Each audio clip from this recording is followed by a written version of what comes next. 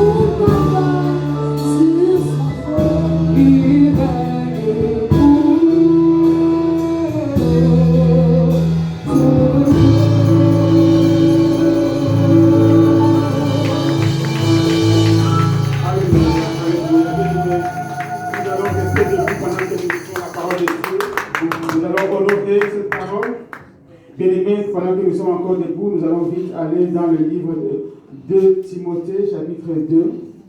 Nous allons lire les versets 8 et 9.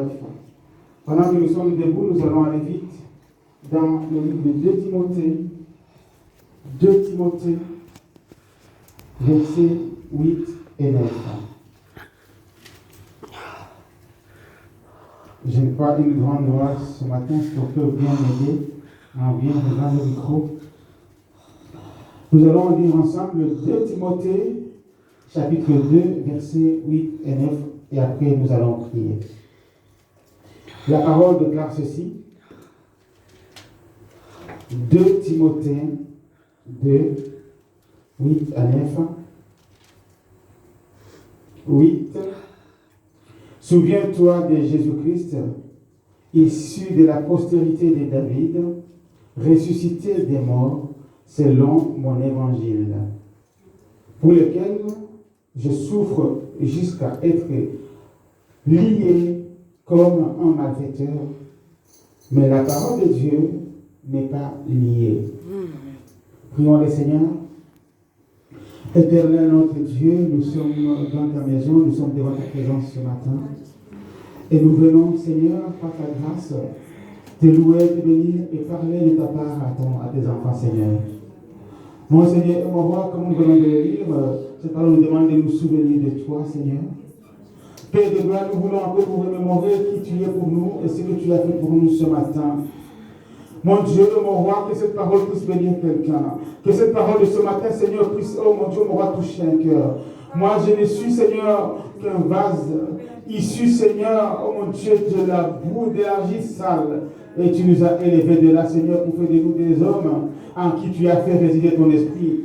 Et il dit des hommes, Seigneur, que tu demandes de parler de ta part, Seigneur, à tes enfants, à tes bien-aimés, Seigneur. Père de gloire, nous venons à toi avec un cœur brisé et contrit. Nous savons que tu ne te donnes pas un cœur brisé et contrit.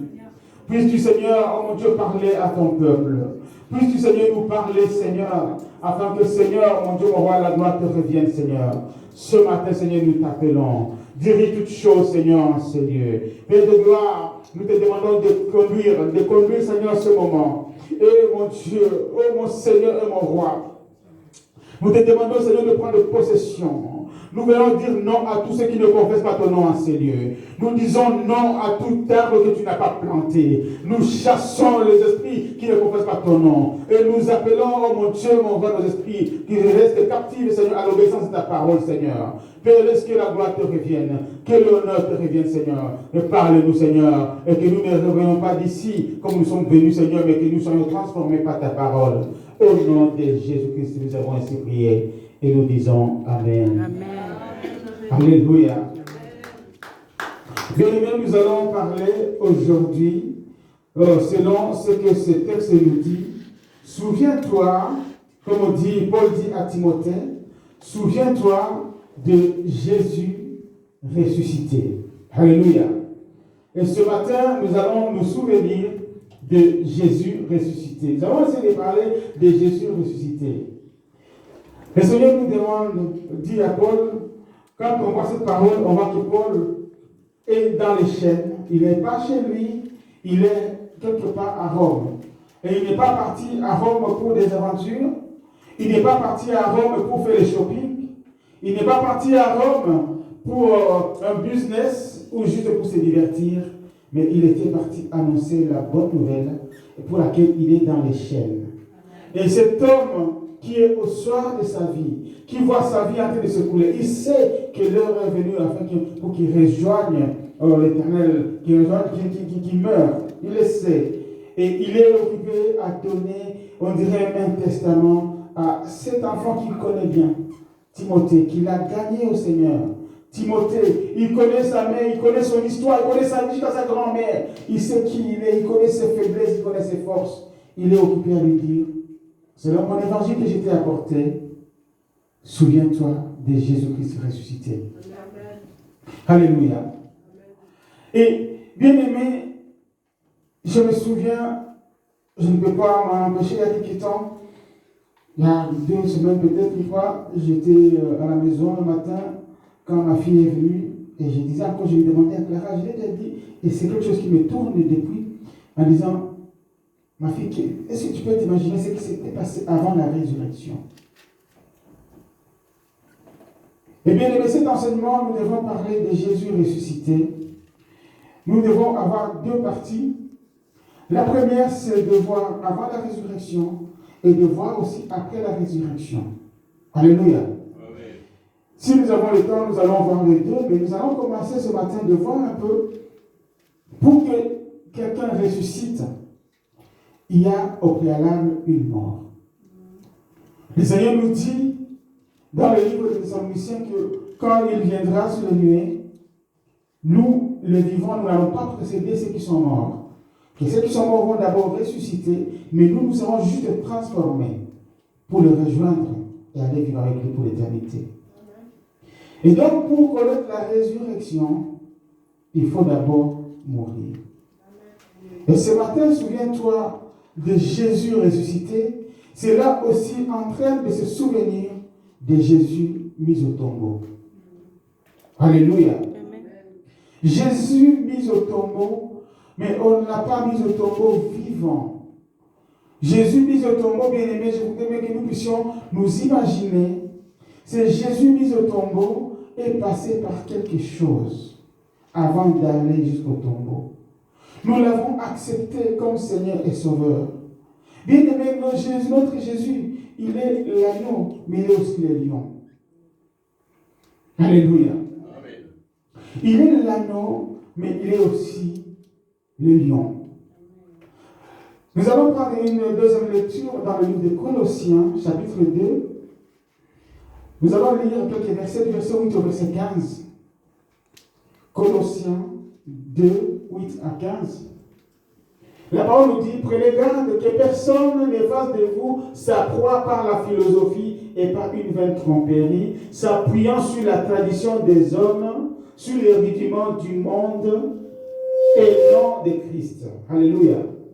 Nous ne devons pas nous appuyer sur ce que le monde nous dit, les rudiments du monde. Ce n'est pas parce que René Descartes, tel philosophe a dit, tel directeur a dit, ou tel pape a dit. Non, nous devons nous appuyer sur la parole de Dieu. Amen. Ce que nous voulons dire, c'est que Dieu est dans sa parole. Et tout ce qui vient de sa parole est de lui. Nous devons le prendre d'une manière et lui demander seulement de nous ouvrir l'intelligence. Comme ici nous pouvons lire dans Timothée, disait à Timothée que le Seigneur puisse ouvrir, il te donnera de l'intelligence. Nous devons demander cela, parce que si on voit bien les versets, dans le verset 7, il dit, comprends, Timothée, 2 Timothée 2, verset 7, il dit, comprends ce que je dis, car le Seigneur te donnera de l'intelligence en toutes choses. Nous avons besoin qu'il ouvre notre intelligence en toutes choses, pour que nous puissions le comprendre, pour que nous puissions vivre ce qu'il attend de nous. Parce que si nous n'avons pas compris, nous ne pouvons pas l'appliquer, nous ne pouvons pas marcher dans cette voie-là. Alléluia. Alors, il dit, comprends ce que j'ai dit, parce que te donnera de l'intelligence. Nous retournons où nous étions dans Colossiens, maintenant, deux versets 8 à 15, nous sommes au verset 9. Colossiens 2, verset 9. La parole dit, car en lui habite corporellement toute la plénitude de la divinité. En Jésus était Dieu en entièreté. Il n'y a pas, c'était toute la plénitude, ce n'était pas une partie de Dieu, mais c'était Dieu en entièreté qui était en Jésus-Christ que nous avons vu. Vous avez tout pleinement en lui, qui est le chef de toute domination et de toute autorité.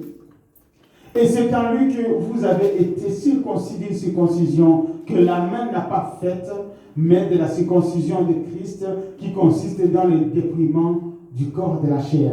Bien aimé, toute la plénitude est là, mais pour pouvoir la toucher, nous devons passer par un chemin. Il nous parle ici, parce que nous avons été ensevelis avec lui. Ici, vous voyez bien, si nous avons été ensevelis avec Christ, il faut d'abord mourir avec lui. Et il nous invite à mourir avec Jésus afin de pouvoir ressusciter avec lui. Si nous ne sommes pas morts avec lui, comment voudrons-nous ressusciter avec lui? Bien, mais je crois que parmi nous, il y a des personnes qui ont été baptisées. Et le baptême représentait la mort et la résurrection. avec Christ. Nous avons accepté de mourir avec lui et de ressusciter avec lui. Bien aimés, si nous pouvons retourner un peu en arrière, le verset 9. Il dit quand à lui habite corporellement toute la plénitude de Dieu. Et le verset 10, on continue. Vous avez tout amplement en lui qui est le chef de toute domination et de toute autorité. Et c'est en lui que vous avez été circoncis, une circoncision que la main n'a pas faite. La circoncision ici, ce n'est pas que, voilà, parce qu'on a décidé qu'Abraham portait la circoncision dans sa chair. Ici, il nous demande maintenant une autre circoncision qui ne suffit pas d'aller couper le prépuce et c'est fini. Non. Il montre maintenant que c'était l'ombre des choses à venir. Mais ça doit être dans notre chair, mais ce n'est pas seulement couper le prépuce. Alléluia. Parce que les femmes qui n'ont pas de prépuce, comment est-ce qu'on peut les circoncire? Ici, c'était juste l'ombre des choses à venir. Maintenant, si nous rentrons maintenant dans ce qui est aujourd'hui, il dit, qui consiste dans le dépouillement. Bien aimé, il dit que la circoncision qu'il nous demande consiste dans le dépouillement du corps de la chair. Il demande à nous dépouiller. Bien aimé, c'est vrai, je ne voulais pas parler du dépouillement, mais ce verset est très capital pour ceux qui veulent suivre Christ et ceux qui veulent mourir avec lui et ressusciter avec lui. C'est très capital. Parce que bien aimé, quand nous passons par le dépouillement de la chair, c'est-à-dire nous lui privons de certaines choses dont il avait besoin. Nous l'enlevons sa subsistance. Bien aimé, quand on dit que quelqu'un a été dépouillé, c'est-à-dire on l'a tout enlevé. La chair ne doit plus se glorifier. La chair ne doit plus se vanter. La chair ne doit plus prendre autorité. La chair a perdu toute domination. Et tous les artifices qui vont avec pour lui donner de l'orgueil, de cette doivent être ensevelis, morts. Bien aimé, et quand on est mort, bien aimé, nous avons vécu ces choses, il n'y a plus de volonté. La volonté de la mort, de quelqu'un qui est mort, on est un cadavre, on n'existe pas. Parce que vous en faites ce que vous voulez. Il ne va pas te dire pourquoi tu me portes comme ça. Pourquoi tu me mets ici, moi je n'ai pas voulu. Même s'il avait dit que moi je vous deviens comme commentaire, par exemple, au Congo, et qu'il est mort ici, et que vous n'avez pas d'argent pour l'amener au Congo, vous allez faire quoi? Vous allez l'enterrer ici, n'est-ce pas? Est-ce qu'il va te dire non, je ne rentre pas sous la terre parce que ce n'est pas là où j'avais voulu à l'avance? Non, il va entrer parce qu'il n'a plus de volonté, sa volonté ne compte plus. Et bien aimé, nous devons arriver à anéantir la volonté de la chair, l'orgueil de la chair, le dépouillement de la chair dont on parle ici. Ce dépouillement, ce n'est pas une mince affaire. C'est très difficile parce que nous avons le regard d'autrui, parce que nous avons nos habitudes, nos us et coutumes qui nous poussent à se dire comment est-ce que je vais faire. Alléluia. Entre parenthèses, je discutais quelques jours avec mon épouse, on était en route, je lui disais, c'est une parenthèse, je dis, pour nos jeunes, et ce n'est pas seulement les jeunes, avec le problème de l'impudicité, si je peux le citer comme ça, il y a quelque chose. J'ai donné l'exemple, si on peut se souvenir, des fiancés. En disant, ils se fiancent, ils ne sont pas encore, et puis quelqu'un veut déjà passer à l'acte. Ça peut être l'homme qui dit, voilà que moi je veux. Il dit, il faut que nous puissions savoir comment traiter ces cas. Et je lui disais, il y a 3 sources de difficultés. L'homme qui veut déjà aller passer à l'acte avant d'épouser la dame, il dit, la fille doit savoir qui elle est et son identité pour ne pas céder à cette tentation-là. Si je sais que je suis né de Christ, que j'ai des pieds de gauche, je ne peux pas céder. Si c'est un chantage, alors il peut partir. La deuxième chose, il y a les hormones. Notre propre corps peut nous demander ces choses. Les hormones, la puberté arrive, les jeunes âges, on commence à se faire, on se dit, non, ça te demande de passer à l'acte. Et là, si tu te rapproches de Jésus-Christ, tu dois savoir être capable de pouvoir faire cela. Et le troisième, c'est les autres. Il est toujours donné, vous imaginez, ici en Europe où les étudiants ont l'habitude de côté, ils sont dans un côte, plusieurs. Vous avez une fille qui se dit, voilà, pour étudier, elle a pris sa chambre, et plusieurs. Et tous les autres là ont des copains, copines, ils arrivent à la maison, on voit dessus, et le gars dit non, et puis on lui dit, mais écoute, et toi, qu'est-ce qui se passe? Tu as un problème. Le diable a dit de prêcher. Mais si tu ne sais pas qui tu es, si tu ne sais pas vers qui tu adresses tes regards, tu vas te perdre. Ça, c'était juste une parenthèse. Alléluia. Amen. Retournons à ce qui nous concerne ici. Le verset 12 nous dit ceci. Colossiens 2:12, il dit, est-ce que nous sommes là? Le verset 12, il dit, ayant été ensevelis avec lui par le baptême, vous êtes aussi ressuscités en lui et avec lui par la foi en la puissance de Dieu qui l'a ressuscité des morts. Bien-aimés, voilà où nous sommes aujourd'hui. Si nous regardons en Jésus ressuscité, nous ne pouvons pas passer outre de cet aspect des choses où nous devons être ensevelis avec lui pour ressusciter avec lui. Alléluia. Et bien-aimés, maintenant si nous regardons cela nous pousse à comprendre que Jésus nous appelle à participer à quelque chose de très primordial. Il nous amène à participer à sa mise au tombeau. Il nous appelle à participer à sa mise à mort. Quand nous élevons nos regards vers lui, quand nous regardons vers Jésus-Christ, nous sommes dans la joie de dire, voilà, c'est pas qu'on a fêté, alléluia, il est ressuscité, mais il est passé par quelque chose, mais il nous a demandé aussi de mourir avec lui et de ressusciter avec lui. Il est passé par la croix. Cette croix nous pousse à nous dire qu'il y avait le tombeau. Mis au tombeau, il a passé 3 jours, mais avant le tombeau, il y avait Golgotha. Avant Golgotha, il y avait Gethsemane. Alléluia. Maintenant, il va faire quelque chose de très capital. Quelque chose qu'il a fait de très capital, bien aimé, c'est que notre Seigneur, avant d'aller à la croix, avant d'aller à Gethsemane, il nous a fait quelque chose de particulier. Il va nous donner la Sainte Seine. Il nous dit, mon corps, prenez ce pain, c'est mon corps. Je vous donne mon corps.